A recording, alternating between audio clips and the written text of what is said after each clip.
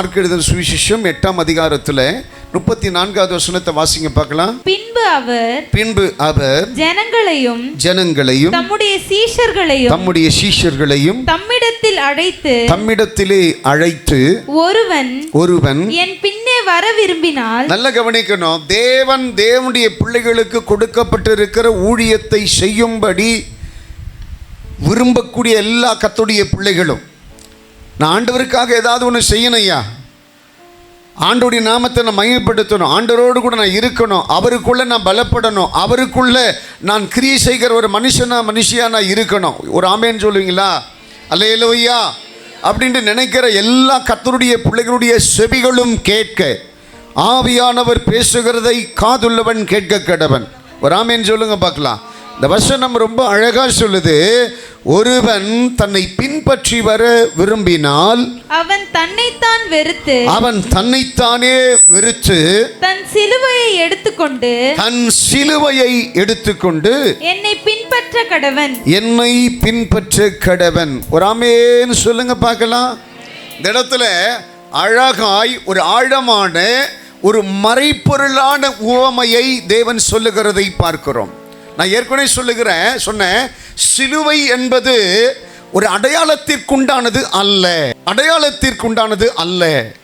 சிலுவை என்பது மற்றவர்கள் பார்ப்பதற்காக, நான் கிறிஸ்தவன் என்பதை காண்பிப்பதற்காக போட்டுக்கொள்ளக்கூடியது அல்ல. ஒரு ஆமென் சொல்லுங்க பார்க்கலாம். அல்லேலூயா. சிலுவை என்பது நீ கிறிஸ்டியானிட்டி, நீ ஒரு கிறிஸ்தவன் என்பதை சொல்றதுக்கான ஒரு வடிவம் சிலுவை கிடையாது. சிலுவையுடைய கூற்று வேறு. ஒரு ஆமென் சொல்லுங்க பார்க்கலாம். அல்லேலூயா. ஆனா இந்த இடத்துல தேவன் சொல்லக்கூடிய ஆவிக்குரிய அர்த்தம் வேறு. அவர் சொல்றாரு, ஒருவன் என்னை பின்பற்ற வர விரும்பினால் அவன் தன்னைத்தானே வெறுத்து என்ன பண்ணணுமா? தன் சிலுவையை எடுத்துக்கொண்டு. அப்போ அந்த சிலுவை என்பதை கர்த்தர் எதை கோடிட்டு காண்பிக்கிறார்? எவைகளை வெறுத்துவிட்டு இயேசுவினிடத்தில் நீ வர கர்த்தர் விரும்புகிறார்? நல்லா கவனிக்கணுங்க. இந்த இடத்துல நிறைய காரியத்தை நீங்க உணரணும். ஒரு ஆமென் சொல்லுங்க பார்க்கலாம். ஆண்டவர் சொல்லக்கூடிய ரகசியங்களை, ஆண்டவர் சொல்லக்கூடிய காரியங்களை எல்லாம் தேவனுடைய பிள்ளைகளாக நீங்களும் நானும் ஆழமாய் சிந்திக்கிறவர்களாக இருக்கணுமா? இந்த இடத்துல ஆண்டவர் சொல்றாரு, ஒருவன் என்னை பின்பற்றி வர விரும்பினால் தன்னைத்தானே வெறுத்து தனக்குண்டான சிலுவையை அவன் எடுத்துட்டு வர கடவன். ஒரு ஆமென் சொல்லுங்க பார்க்கலாம்.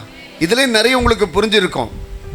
அப்போ இந்த இடத்துல இப்படி சொன்னவர் உண்மையாவே இயேசு சிலுவையை சுமந்துட்டு நடக்க முடியாம நடந்து கீழே சரிந்து விழுகிற போது அவ்வழியாய் போயிட்டு இருந்த சீமோன் என்கிற மனுஷனை கூப்பிட்டு என்ன பண்ணாங்களாம்? சிலுவையை அவனுடைய தோளுக்கு மேலே ஏற்றினார்களாம். உடனே இயேசு அந்த காட்சியை பார்த்துட்டு அந்த பலவீனத்திலும் அந்த சூழ்நிலையிலும் ஓடி போய் அவனிடத்தில் இருந்து அந்த சிலுவையை தட்டி பறித்து வாங்கி கொள்ளுகிறார். இந்த இடத்துல சிலுவையை நீ சுமக்கணுன்றாரு, அந்த இடத்துல சுமக்கிற சிலுவையை அவர் பிடுங்குறார். அப்ப என்ன அர்த்தம்? உலக பிரகாரமான இந்த பாவச் சிலுவையை நீ சுமக்காத, சிலுவை என்கிற சூழ்நிலைகளை நீ சகிக்கிறவனாய் சுமக்கிறவனாய் இருக்க வேண்டும். ஒரு ஆமென் சொல்லுங்க பார்க்கலாம். அது என்ன காரியங்கள் எல்லாம் அந்த எதை கர்த்தர் வெறுத்துட்டு அதை உன்னை கொண்டு வர சொல்றாருன்றதை குறித்து சில காரியங்களை நான் உங்களுக்கு சொல்ல ஆசைப்படுகிறேன். முதல் காரியம், யூதாவின் புஸ்தகம் 1 அதிகாரத்தில் 23வது வசனத்தை வாசிக்கிற போது, மாம்சத்தால் கரைப்பட்டிருக்கிற வஸ்திரத்தையும் வெறுத்து தள்ளுங்கள். ஒரு ஆமென் சொல்லுங்க பார்க்கலாம். நல்ல கவனிக்கணும். ஒரு ஆவிக்குரிய கிறிஸ்தவன் கவனிக்கணும். ஒரு ஆமென் சொல்லுங்க பார்க்கலாம். நல்ல கவனிக்கணும். ஆவிக்குரிய கிறிஸ்தவர்கள் நல்ல கவனிக்கணும். ஆண்டவர் இந்த இடத்துல சொல்றாரு, மாம்சத்தாலே கரைப்பட்டிருக்கிற வஸ்திரத்தை நீங்கள் வெறுத்து தள்ளுங்கள். மாம்சத்தாலே எந்த வஸ்திரம் கரைப்பட்டு இருக்கும்? இந்த காரியத்தை கொஞ்சம் யோசிச்சு பாருங்க. ஆண்டவர் சொல்றாரு, உனக்கும் எனக்கும் ஆண்டவர் ஒரு வஸ்திரத்தை கர்த்தர் தந்திருக்கிறார். அது என்ன வஸ்திரம்னாக்க மகிமையின் வஸ்திரமா. இந்த வஸ்திரம் முதல் யார் கொடுத்தானா? ஆதாமுக்கு ஏவாளுக்கும் கர்த்தர் கொடுத்தாரா. அந்த வஸ்திரத்தை அவர்கள் தங்களுக்குள்ளே வைத்திருந்தபடினாலே தாங்கள் நிர்வாணிகள் என்பதை அறியாதிருந்தார்கள். பாவம் அவர்களுக்குள்ளே பிரவேசித்த போது அவங்க என்ன பண்றாங்களா, அந்த வஸ்திரம் அவர்களை விட்டு விலக ஆரம்பித்தது. அவர்கள் தாங்கள் நிர்வாணிகள் என்பதை அறிந்து கொள்ள ஆரம்பித்தார்கள். அல்லேலூயா. இப்ப நல்ல கவனிக்கணுங்க. இந்த ஆவிக்குரிய வஸ்திரம் இந்த இடத்துல இருக்கிற கிறிஸ்தவர்கள் ஆகிய உனக்கும் எனக்கும் முக்கியத்துவம் வாய்ந்தது. இந்த ஆவிக்குரிய வஸ்திரத்தை பாதுகாக்க வேண்டிய பொறுப்பு தேவனுடைய பிள்ளைகளாகிய நமக்கு இருக்கிறது. அப்ப ஆண்டவர் சொல்றாரு, ஆண்டவர் உனக்கு கொடுக்கப்பட்டிருக்கிற ரட்சிப்பின் வஸ்திரத்தை, ஆண்டவர் கொடுக்கப்பட்டிருக்கிற மகிமையின் வஸ்திரத்தை, ஆண்டவர் உனக்கு கொடுத்திருக்கிற கனமுள்ள வஸ்திரத்தை. நிறைய வஸ்திரம் இருக்கு. ரட்சிப்பின் வஸ்திரம், மகிமையின் வஸ்திரம், கனமுள்ள வஸ்திரம், ஆவிக்குரிய வஸ்திரம். அல்லேலூயா, அல்லேலூயா. இப்படி நிறைய வஸ்திரம் இருக்கு. இந்த வஸ்திரத்தை தேவனுடைய பிள்ளைகளாகிய நீங்களும் நானும் பாதுகாக்கணும். ரெண்டாவது, மாம்சத்திலே படியக்கூடிய கரைகளை புறம் தள்ளினால் மட்டும்தான் இந்த வஸ்திரத்தை உங்களால் பாதுகாக்க முடியும். நான் சொல்றேன், மனுஷனுக்கு 2 வஸ்திரம் இருக்கு. ஒன்று உலக பிரகாரமான வஸ்திரம். இந்த வஸ்திரத்தை ரொம்ப ஞானமாய் கையாளுகிறவர்களாக இருக்கணும்.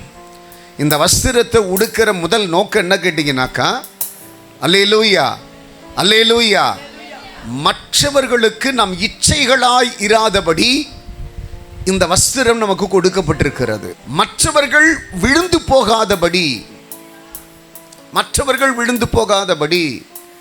இந்த வஸ்திரம் நமக்கு கொடுக்கப்பட்டிருக்கிறது. நீ கட்டுற வஸ்திரம் அது 100 ரூபாவா இருக்கலாம், அது 10,000 ரூபாய் கூட இருக்கலாம். ஆனா வஸ்திரம் கொடுக்கப்பட்ட நோக்கம் என்ன தெரியுமா?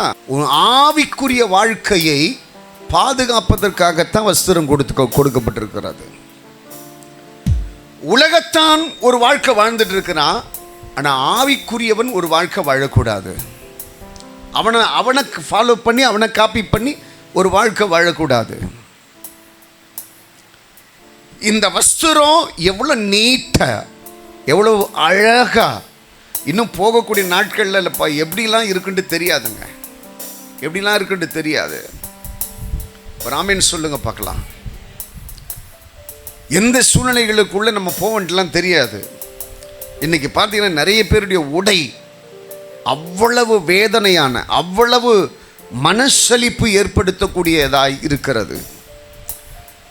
அநேகரை பாவ இச்சைகளிலே விட வைக்கிறதற்கு மற்றவருடைய உடை ஒரு காரணமாக இருக்கிறது. நான் தேவ பிள்ளைகளை பார்த்து நான் சொல்றேன், எக்காரணத்தை கொண்டும் அதற்கு ஒரு காரணவாளிகளாய் நீங்கள் மாறிவிடக்கூடாது. உங்களுடைய உடை இச்சை அடக்கம் உள்ளதாக இருக்கணுமா? உங்களுடைய உடை ரொம்ப ஞானமாக ஜாக்கிரதையாக இருக்கணுமா? உங்களுடைய உடை ரொம்ப நேர்த்தியாக இருக்கணுமா?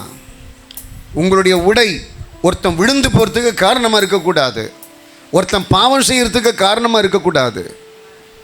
அது ஆணாக இருந்தாலும் சரி, பெண்ணாக இருந்தாலும் சரி. ஆண்களுக்கெல்லாம் பார்த்தீங்கன்னாக்கா இந்த இடத்துலேருந்து 6 பட்டன் என்ன கொடுத்துருப்பாங்க. அதில் 2 பட்டனை யூஸ் பண்ணுறதே கிடையாது. மேலே இங்கே 2 பட்டன் அவர் ஓப்பன் பண்ணி வச்சுப்பாங்க. ஒரு ஆமீன் சொல்லுங்க பார்க்கலாம். தப்பு. அந்த பட்டன் எல்லாம் போட்டு நல்ல நீட்டாக இருக்கணும்.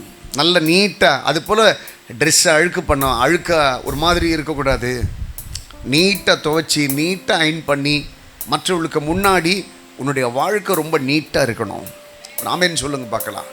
உங்கள் உடை, நான் திரும்ப சொல்கிறேன், கவனம் வச்சுக்கோங்க. இந்த உங்கள் உடையில் எவ்வளவுக்கு எவ்வளவு கவனமாக இருக்கிறீங்களோ அதுதான் உங்களுடைய ஆசீர்வாதத்திற்குண்டான பெரிய காரணமாக இருக்கும்.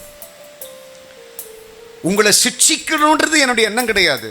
உங்களை காயப்படுத்தணுன்றது எண்ணம் கிடையாது. ஆனால் மற்றவன் உங்களை காயப்படுத்திடக்கூடாது, மற்றவன் உங்களை உடைச்சிடக்கூடாது, மற்றவன் ஒரு மாதிரி உங்களை பேசிடக்கூடாது.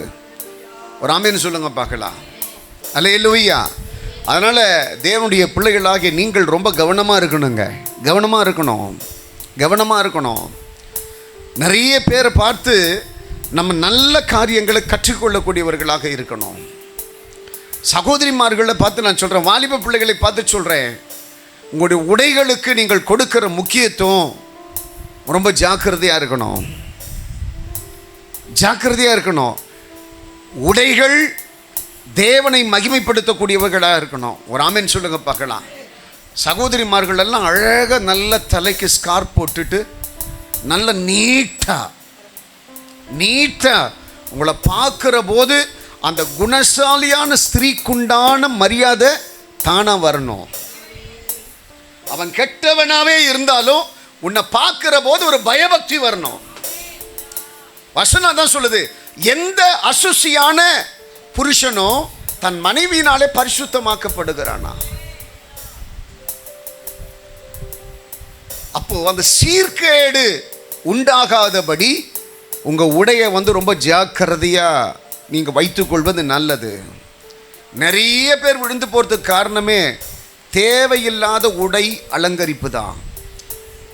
என்ன டெக்கரேட் ஒன்றா பண்ணிக்கங்க, ஆனால் ஆபாசமாக பண்ணக்கூடாது. ஆபாசமாய் உடை உடுப்பது தவறு. ஒரு ஆமென் சொல்லுங்க பார்க்கலாம்.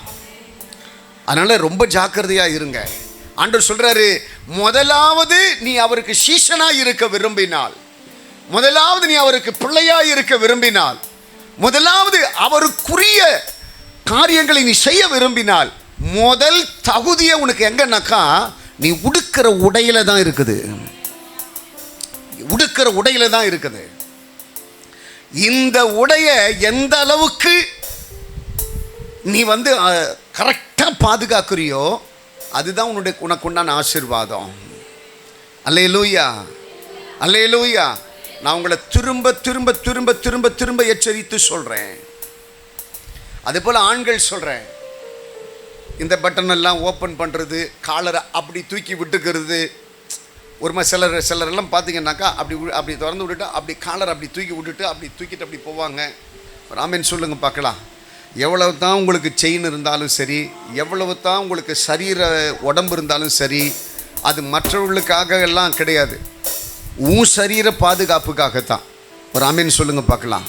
நான் நேசிக்கிறதுனால நான் சொல்கிறேன், எவ்வளோக்கு எவ்வளோ நம்ம மற்றவர்களுக்கு முன்னாடி நம்ம ஞானமாக நடக்கிறோமோ அதுதான் நமக்கு உண்டான ஒரு ஆசீர்வாதம்.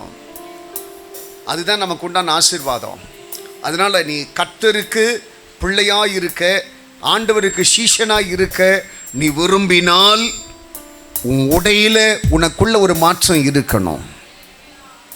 அதனால தான் யூதா அழகாக சொல்கிறாரு, மாம்சத்திற்குண்டான வஸ்திரத்தை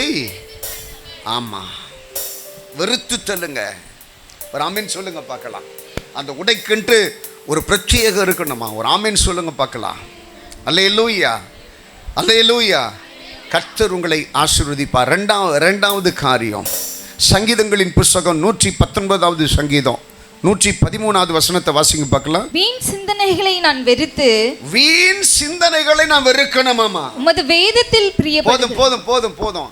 அடுத்த இரண்டாவது குவாலிட்டி உனக்குள்ள என்ன இருக்கணும்னாக்கா, தேவையில்லாத கெட்ட சிந்தனைகளை, அவன் இப்படி இருக்கிறானே, இவன் இப்படி இருக்கிறானே, அவன் ஏன் இப்படி இருக்கிறான், அவன் ஏன் இப்படி பண்ணுறான், எப்பவுமே மைனஸை மட்டுமே பார்க்குற அந்த கெட்ட சிந்தனை. ஆரோக்கியமானதை பார்க்குற சிந்தனை இருக்காது, நல்லதை பார்க்குற சிந்தனை இருக்காது, பெஸ்ட்டை பார்க்குற சிந்தனை இருக்காது. எப்பவுமே கெட்ட காரியங்களை குறித்து தான் சிந்திப்பாங்க. நம்பருங்க, நீங்கள் கர்த்தருக்கு பிள்ளையாய் இருக்க விரும்பினால் இதெல்லாம் வெறுக்கணும். நீ கர்த்தருடைய சமூகத்தில் சொல்லணும், ஆண்டவரே இந்த கெட்ட சிந்தனைகளை எல்லாம் என்னை விட்டு எடுத்து போடுங்க. எனக்கு விரோதமாக பேசிகிட்டு இருக்கிற அல்லது எனக்கு விரோதமாக கிரி செய்துட்டு இருக்கிற இந்த சிந்தனைகள் என்னிடத்திலிருந்து மாறணும். இந்த சிந்தனைகள் தாங்க உன் ஆசீர்வாதத்திற்கு கெடுதியாக இருக்குது. இந்த கெட்ட சிந்தனைகள் தாங்க நீ அடுத்த ஸ்டெப்பு மேலே வளரக்கூடாதபடி உன்னை உடைச்சி போடுது. இந்த சிந்தனை தாங்க உன் ஆவிக்குரிய வாழ்க்கையை சீர்குலைச்சு போடுது. நான் சொல்கிறேன், நல்ல கவனிங்க. நிறைய பேருடைய ஆவிக்குரிய வாழ்க்கைக்கு, நிறைய பேருக்கு ஆண்டவர் சில திட்டம் வச்சிருப்பார், சில நன்மையை வச்சிருப்பார். அதெல்லாம் இன்னைக்கு வரலும் கிடைக்கல. உன் பக்கத்தில் இருக்கிறவங்களுக்கு கிடைக்குது, மற்றவங்களுக்கு கிடைக்குது, உனக்கு கிடைக்கலனாக்கா என்னுடைய சிந்தனைகள் சரியில்லை, என் சிந்தனை சரியில்லை, தேவன் எதிர்பார்க்கிற மனுஷனை நான் மாறலை, என்னுடைய கேரக்டர் வைஸ் மாறல, என்னுடைய காரியங்களுடைய குவாலிட்டி மாறல என்பதை நீ என்ன பண்ணணும்? உணரணும். உன்னை நீங்களே கெடுத்துக்க கூடாது. ஒரு ஆமீன் சொல்லுங்க பார்க்கலாம். உங்களை நீங்களே கெடுத்துக்க கூடாதுங்க. உங்களை நீங்களே கெடுத்துக்க கூடாது. அந்த சிந்தனைகளுக்குள்ள டிஃப்ரெண்ட்டை கொண்டு வரணும். நான் கர்த்தருடைய பிள்ளை, மற்றவங்க நல்லா இருக்கணும்னு சொல்லி நான் விரும்பணும், மற்றவங்க ஆசீர்வாதமாக இருக்கணும் சொல்லி விரும்பணும், மற்றவங்க உயர்வாக இருக்கணும் சொல்லி விரும்பணும், மற்றவங்க மேன்மையாக இருக்கணும் சொல்லி விரும்பணும். அல்லேலூயா. யார் என்ன தப்பாக சொன்னாலும் சரி, அதை நம்ம எப்படி எடுக்கிறோம் என்கிற ஒரு சூழ்நிலைகள் இருக்கிறது. அதை அப்படி நம்மளை வளர்த்துக்கணுமா? ஒரு ஆமீன் சொல்லுங்க பார்க்கலாம். 3வது காரியம், சங்கீதங்களின் புஸ்தகம் 31ஆம் அதிகாரத்தில் 6வது வசனத்தை வாசிங்க பார்க்கலாம். வீண் மாயைகளை பற்றிக் கொள்ளுகிறவர்களை நான் வெறுத்து. அடுத்தது, நீ கடவுளை பின்பற்றி கடவுளுக்கு சீஷனாக இருக்கணும்னு நினைச்சனாக்கா, பாருங்க, இந்த குவாலிட்டி 3ஆவதாக உங்ககிட்ட இருக்கணும். அதுக்கு ஆண்டவர் என்ன சொல்றாருன்னா, வீண் மாயைகளை பற்றிக் கொள்ளுகிறவர்களை நான் வெறுத்து. உன் ஃப்ரெண்ட்ஷிப், உன்னுடைய பழக்க வழக்கம், அடுத்தது யாரோடு கூட இருக்கிறது என்றது கர்த்தர் பார்க்கிறாரு. நீ ஆசீர்வதிக்கப்படாததுக்கு அவன் தான், நான் பலமுறை சொல்லியிருக்கிறேன், நீ ஆசீர்வதிக்கப்படாததற்கு உன் ஃப்ரெண்ட்ஷிப் தான் காரணம். நீ உயர்த்தப்படாமல் இருப்பதற்கு, உனக்குண்டான வாக்குத்தத்தங்கள் நிறைவேறாமல் இருக்கிறதற்கு, உன்னுடைய தீர்க்க தரிசனம் நிறைவேறாமல் இருக்கிறதற்கு, உனக்குண்டான நன்மை நடக்காமல் இருக்கிறதற்கு, நீ அடுத்த நிலை மேலே போகாமல் இருக்கிறதற்கு என்ன காரணம் கேட்டீங்கன்னா, உன் ஃப்ரெண்ட்ஷிப். நீ யாரு கூட பழகுற, அவர்களுடைய பழக்க வழக்கங்கள் எப்படி இருக்கும்? நீ தப்பே பண்ண மாட்ட, ஆனா தப்பு செய்யறவங்களோடு கூட அவன் என் பாலிய சிநேகிதன் பாஸ்டர். சில பேர் பார்த்தீங்கன்னாக்கா, இந்த புகைப்பழக்கம் இருக்கிறவங்களோடு கூட சிலருக்கு பழக்கம் இருக்கும், இவங்களுக்கு எந்த பழக்கமும் இருக்காது. ஆனால் அவங்க கூட டீப்பாக பழகுனீங்கனாக்கா, அவங்க புகையே பிடிச்சிருந்தாலும் அந்த சுவாசம் போது பார்த்தீங்களா, அது பக்கத்திலேருந்து நீங்கள் சுவாசிச்சிங்கனாக்கா நீங்களும் சிகரெட் பிடிக்கிறதுக்கு சமம். குடி ஒரு நெடியான ஒரு ஒரு அனுபவம் உள்ளது. அந்த குடியிலேருந்து குடிக்கிறாங்க பார்த்தீங்களா, அந்த இடத்துல பார்த்தீங்கன்னாக்கா அந்த சாராயம் வந்துட்டு ஒரு வகையான நெடியை கொடுக்குமா. நீ குடிக்கவே தேவையில்லை, அந்த நெடி உனக்குள்ள ஏறினாலே போதுமா, நீ குடிக்கிறவன போல மாறிடுவேன். அல்லேலூயா சொல்லுங்க பார்க்கலாம். நாங்கள் கிருபங்க. அதனால தான் ஆண்டவர் சொல்கிறாரு, உன்னுடைய பழக்க வழக்கங்கள் எல்லாம் டோட்டலாக மாறணும், டோட்டலாக மாறணும். உன் ஸ்நேகிதெல்லாம் டோட்டலாக மாறணும். உனக்குள்ளே நிறைய மாற்றங்கள் வரணும். உன்னை நேசிக்கிற தேவன் சொல்கிறாருங்க, உனக்குள்ளே நிறைய மாற்றங்கள் வரணும். நான் உன்னை பல முறை ஸ்நேகித்து உனக்கு பின்னே நடந்தேன், உன்னை எங்கேயும் வழிவிலகி போகக்கூடாதுன்னு நினச்சேன், உனக்கு இருக்கக்கூடிய பிரச்சனையெல்லாம் மாற்ற நினச்சேன். உனக்காக ஊழியக்காரன் திறப்பில் நின்று ஜெபம் பண்ணுறான், உனக்காக உன் பக்கத்தில் இருக்கிற விசுவாசிங்க திறப்பில் நின்று ஜெபம் பண்ணிட்டு இருக்கிறாங்க. அந்த சத்தத்தெல்லாம் கேட்டு உன்னை ஆசீர்வதிக்காமல் இருக்கிறதுக்கு முடியல. உன்னை ஆசீர்வதிக்க நினைக்கிறேன், ஆனால் உன்னுடைய பழக்க வழக்கங்கள் என்னை எல்லாவற்றிற்கும் தடுத்து நிறுத்திட்டு இருக்குது. வசனம் சொல்லுது, துன்மார்க்கருடைய ஆலோசனையில், பாவிகளுடைய வழியிலே பரியாசக்காரர். இந்த 3 குவாலிட்டி, உன் ஃப்ரெண்ட்ஷிப்பு இந்த 3 இடத்துல இருக்கக்கூடாது, 3 இடத்துல இருக்கக்கூடாது. இந்த பரியாசக்காரர்னா உங்களுக்கு புரியும், எப்பவுமே மற்றவர்களை ஏளனம் பண்ணிட்டே இருக்கிறவங்க. துன்மார்க்கர்னா யாரு? மாறுபாடு உள்ளவர்கள், மாற்றி மாற்றி பேசுவாங்க.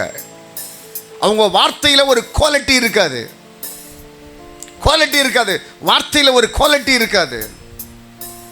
பாவிகள்னா யாரு? துணிகரமாய் தான் செய்கிறது பாவம் என்பதை அறிந்ததற்கு பிறகும் கூட அதற்கு மேல் முகரிட்டு நடக்கிறவர்கள் பாவிகள்.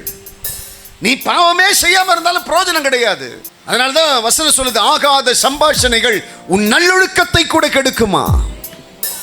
உங்ககிட்ட நல்லொழுக்கம் இருக்கு, ஆனா உன் சம்பாஷணை சரியில்லைனாக்கா அது டோட்டலா உன்னை வேஸ்ட் பண்ணிடும். நான் இப்ப சொல்றேன், இந்த சத்தியத்தை கேட்கிற இந்த நேரத்தில் கூட மாத்திக்கலைனாக்கா உன்னால அதுக்கு பிறகு யாராலையும் மாற்ற முடியாது. யாராலையும் மாற்ற முடியாது. உன் வாழ்க்கை யாராலையும் மாற்றவே முடியாது. உனக்காக எத்தனை பேர் வேணா ஜெபம் பண்ணட்டும், எத்தனை பேர் வேணா கண்ணீர் வடிக்கட்டும், உன் குவாலிட்டி மாறலன்னாக்கா ஒன்றும் பண்ண முடியாது. வசனம் சொல்லுது, அடிக்கடிக்கு கடிந்து கொள்ளப்பட்டும் அந்த வார்த்தைகளை கேட்காமல் தன்னுடைய இருதயத்தை கடினப்படுத்துகிற மனுஷன் சகாயமின்றி சடுதியில விழுவானா. என்ன வார்த்தைங்க, என்ன வார்த்தை. ஆண்டவனை எச்சரித்து சொல்றாரு, உன் ஃப்ரெண்ட்ஷிப்பு கர்த்தருக்கு அருவருப்பா இருக்குனாக்கா ஃபர்ஸ்ட் அதை ஸ்டாப் பண்ணு. உன் ஆசீர்வாதம் அங்கதான் போகுது, உன் குடும்பத்தினுடைய சமாதானம் அங்கதான் போகுது. ஒரு காரியத்தை வேணான்ட்டு நினைச்சாருன்னா விட்டுடு, அது வேண்டாம். உனக்குண்டு நல்ல நண்பர்களை கத்தர் வச்சிருக்கிறாரு, நல்ல சிநேகிதர்களை கத்தர் வச்சிருக்கிறாரு. உன்னால அந்த உறவு என் கண்ணுக்கு தெரியாது. காரணம் தெரியுமா? பாவ உறவுகள், பாவ சிநேகிதங்கள், பாவ பழக்க வழக்கங்கள் உன்னை சுத்தி உன்னை அப்படியே அலக்கடிச்சுட்டே இருந்ததுனாக்கா உன்னால வெளியில போக முடியாது. பாருங்க, எல்லாரையும் நேசிங்க, வேணான்னு சொல்லல. அவன் கிட்ட பழக ஆரம்பிக்கிற போதே அவன் பயன்படுத்தக்கூடிய வார்த்தை சரியில்லை, விலகிடுங்க. அவனுடைய எண்ணங்கள் சரியில்லை, விலகிடுங்க. உங்ககிட்ட பழகிட்டே இருக்கிற போது இன்னொருத்தனுக்கு தீமை நினைக்கிறானாக்கா நாளைக்கு உனக்கு அந்த தீமை நினைப்பான். உங்ககிட்ட பழகிட்டு இருக்கிறப்பவே இன்னொருத்தனை அவன் வேதனைப்படுத்த துக்கப்படுத்துறானாக்கா நாளைக்கு உன்னையும் அவன் துக்கப்படுத்துவான். நல்லா புரிஞ்சுக்குங்க. இப்படித்தான் ஒரு சொல்லுவாங்களே, பழமொழி சொல்லுவாங்களே, ஒரு பானை சோத்துக்கு ஒரு சோறு தான் பதமா. என்ன குவாலிட்டி அவங்க கிட்ட தெரியுதோ அந்த குவாலிட்டி தான் அவங்க கிட்ட வரும். எப்ப இருந்தாலும் அது ஒரு நாள் வெளியில வரும். ஒரு ஆமேன்னு சொல்லுங்க பார்க்கலாம். அதனால நல்லா கவனிக்க, உன் ஃப்ரெண்ட்ஷிப்பை ஒழுங்குபடுத்தி கொள்றது நல்லது. ஆண்டு சொல்றாரு, மாயைகளை பின்பற்றுகிறவர்களை விட்டு வெறுத்துட்டு வெளியில வரணுமா. ஒரு ஆமேன்னு சொல்லுங்க பார்க்கலாம். பவுல் பயங்கரமான உலக சிநேகிதத்திலே மூழ்கி போன மனுஷன். ஆனா என்னைக்கு ஆண்டவருக்கு பின்னே அவன் போக ஆரம்பிச்சானோ அன்னைக்கே எல்லாவற்றையும் வெறுத்துட்டு இயேசுவுக்கு பின்னடக்க ஆரம்பிச்சான். இயேசுனுடைய சீஷர்களை பின்பற்ற ஆரம்பிச்சான். நல்ல போதனைகளை கேட்க ஆரம்பிச்சான். நல்ல போதனைகளை கொடுக்க ஆரம்பிச்சான். இதுக்காக தான் என் கர்த்தர் நம்மளை வச்சிருக்கிறாரு. இதெல்லாம் விட்டுட்டு தேவையில்லாத இடத்துல போய் மாட்டிக்காதீங்க. ஒரு ஆமென் சொல்லுங்க பார்க்கலாம். 4வது காரியம், தீத்து புஸ்தகம் 2ஆம் அதிகாரத்துல 12வது வசனத்தை வாசிங்க பார்க்கலாம். நாம் அவபக்தியையும் லௌகிக இச்சைகளையும் வெறுத்து. அடுத்து 4வது காரியம் அவபக்தி. இந்த அவபக்தினா என்னங்க? கடவுளுடைய சமூகத்தில் வருவாங்க, சத்தியத்தை கேட்பாங்க, கிறிஸ்டியன் என்ற பேர் இருக்கும், எல்லாமே இருக்கும். ஆனால் சத்தியத்திற்கும் அவங்களுக்கும் சம்பந்தமே இல்லாத ஒரு வாழ்க்கை வாழ்வார்கள். சத்தியத்துக்கு அவங்களுக்கு சம்பந்தமே இருக்காது. எவ்வளோ சத்தியம் எனக்கே தெரியுது இல்லை. ஆண்டவர் பேசுகிற போது யார் அதுக்கு கீழ்ப்படுகிறாங்க, யார் அதுக்கு கீழ்ப்படியில், யார் அந்த சத்தியத்திற்கு செவி கொடுக்குறாங்கன்றதெல்லாம் தெரியுது இல்லை. அவங்க லைஃப் எப்படி போய் நடக்குன்றது எல்லாமே தெரியும். ஆனால் எப்படி இந்த காத்தாடியில் நூல் விடும்போது காத்தாடி ரொம்ப சந்தோஷப்பட்டுட்டு ஓடுமா, ஆஹா என்னை ஃப்ரீயாக விட்டுட்டாங்க அப்படின்ட்டு ஓடுமா. ஒரு ஆமேன் சொல்லுங்க பார்க்கலாம்.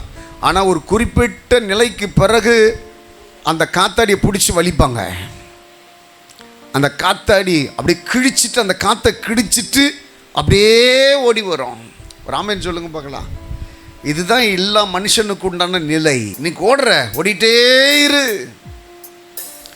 ஆனால் கர்த்தர் ஒரு நாள் இழுக்க ஆரம்பிச்சிட்டாருனாக்கா அது ரொம்ப கஷ்டமாக இருக்கும். அதனால் ஆண்டவருக்காக வாழ்கிற வாழ்க்கை ரொம்ப ஜாக்கிரதையாக இருக்கணும். ஆண்டு சொல்கிறாரு, அவபக்தியை உங்களுக்குள்ளேருந்து மாற்றிக்கொள்ளுங்க. மற்றவர்கள் பார்க்கிற மாதிரி ஜெபம் பண்ணாதீங்க. மற்றவர்களுக்காக சபைக்கு வராதீங்க. மற்றவர்களுக்காக எந்த ஒரு காரியத்தையும் செய்யாதீங்க.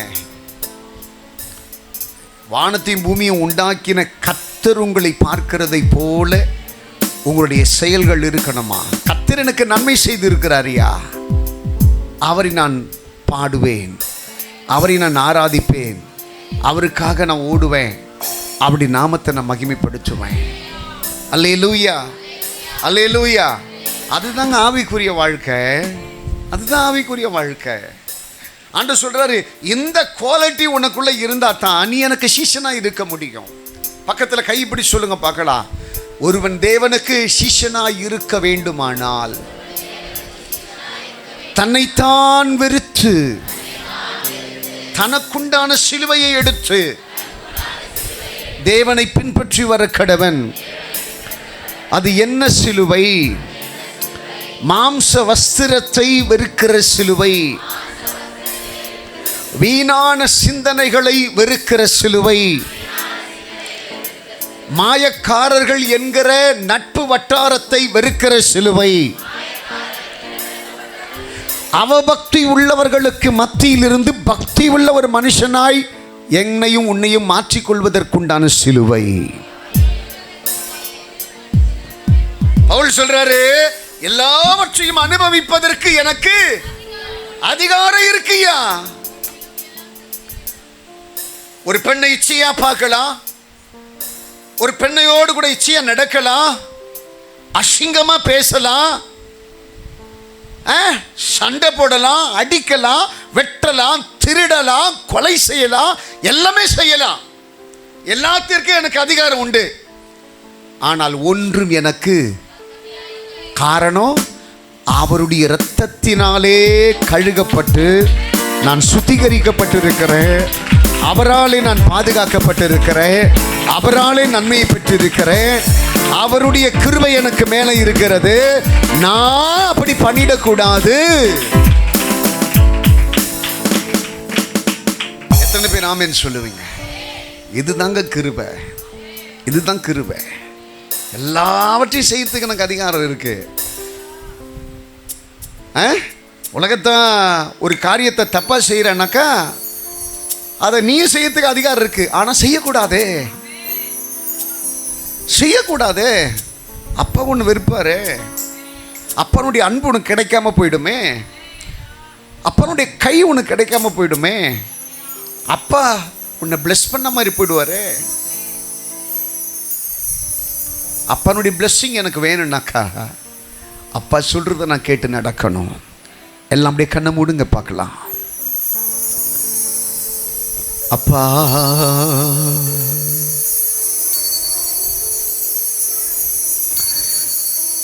எல்லாம் அப்படி வாய்களை திறந்து சொல்லுங்க பார்க்கலாம். தகப்பனே,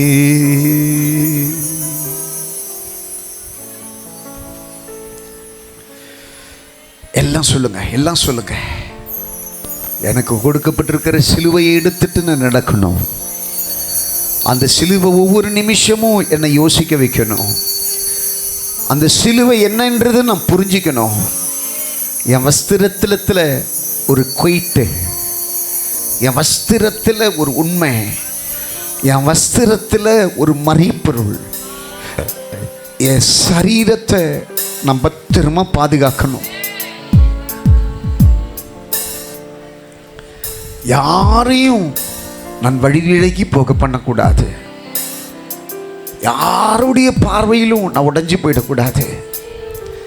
யாரையும் நான் கரைப்படுத்தி விடக்கூடாது. என் வஸ்திரம் உண்மையாக இருக்கணும்.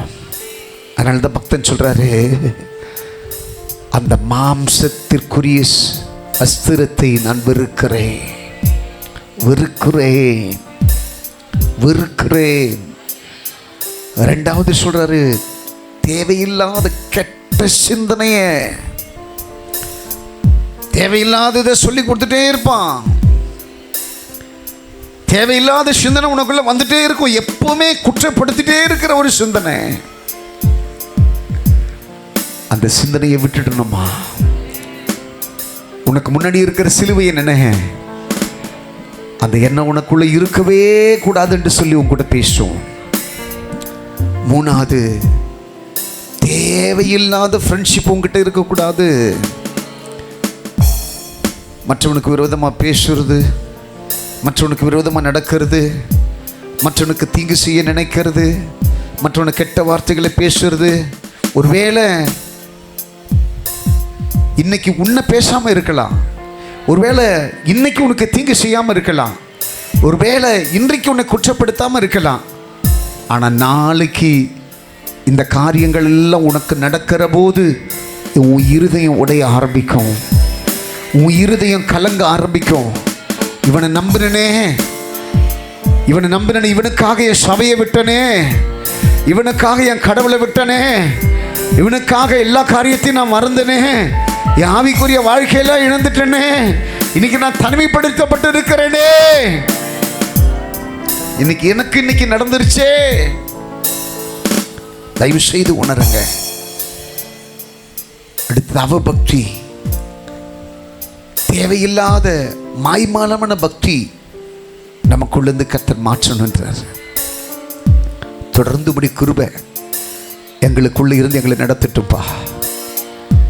ஆண்டவர் பேசின ஒவ்வொரு வார்த்தைகளையும் நாங்கள் ஏற்றுக்கொண்டு எல்லாவற்றையும் வெறுத்துட்டு எங்களுக்குரிய சிலுவையை நாங்கள் தூக்கிட்டு உங்களுக்கு பின்னாடி வர நாங்கள் விரும்புகிறோம்ப்பா.